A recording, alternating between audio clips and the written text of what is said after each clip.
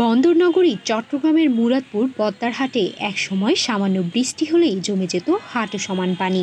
এতে করে চরম দুর্ভোগ পোহাতে হতো নগরবাসীকে। তবে সেই চিত্র এখন আর নেই। টানা ৪ দিনের বৃষ্টিপাতে চট্টগ্রামের মুরাদপুর পদ্মারহাট এলাকায় কোনো পানি কিংবা হয়নি কোনো জলাবদ্ধতা। ৩ জুন মঙ্গলবার সকালে পদ্মারহাট কাঁচা বাজার গিয়ে দেখা মিলে খালটি এখন বেশ চড়া। খালে প্রবাহিত হচ্ছে স্বচ্ছ পানি। পানি আটকে না থাকার কারণে নেই জলাবদ্ধতার ভোগান্তিও। আগে এখানে যখন দোকানগুলো ছিল তখন আপনার একটু বৃষ্টি হলে পানি হাঁটুর উপর উঠে যেত, ব্যাঙের মতুলের মতো হাঁটুর উপরে যেত। এখন যখন এগুলো নালাগুলো করছে তখন প্রত্যেকে এখন পানি উঠতেছে না, আর জনসাধারণের চলাচল এখন সুবিধা হয়েছে, আমরাও ব্যবসা বাণিজ্য করতে পারতেছি। কাল পরিষ্কার করেছে, বড় করছে, এই জন্য পানি ওঠে না আর কি। আগের হাসতে মানে ব্যাঙে বেঁচে এখন বড় করছে, পানি ওঠে না।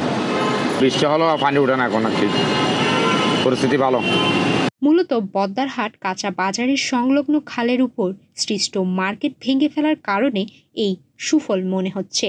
এর জন্য কৃতজ্ঞতা প্রকাশ করেছেন চট্টগ্রাম সিটি কর্পোরেশনের প্রশাসকের প্রতি।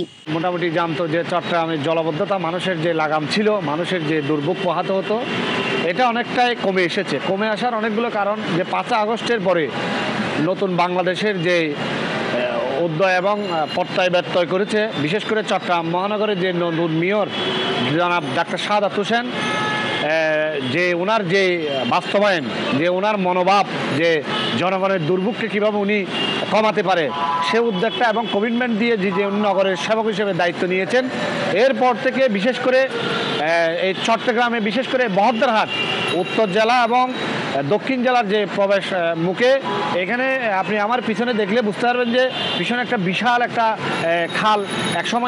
এটার উপর অবৈধভাবে স্থাপনা তৈরি করেছিল এক সময়কার সাবেক মেয়র। এখানকার অবৈধ স্থাপনাগুলো আমাদের যখন জনাব ডাক্তার সাদাত হোসেন যখন মেয়র হওয়ার পরে উনি কিন্তু এই স্থাপনাগুলো উচ্ছেদ করেন এবং উচ্ছেদ অভিযানের মাধ্যমে যে মানুষের যে জলাবদ্ধতা নিরসন এবং জলাবদ্ধতা থেকে মানুষ যে কষ্ট পাচ্ছে, নগরবাসীকে যে কষ্ট পোহাচ্ছে, সেখান থেকে যে লাগামটা টেনে আনার জন্য যে ওনার চেষ্টা, দৃঢ় মনোভাব, এটা নগরবাসীর জন্য একটা স্বস্তির খবর।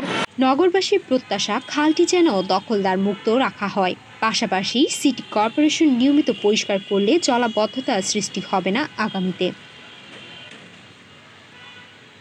সুমাইয়া মিতু, বাংলাদেশ প্রতিদিন।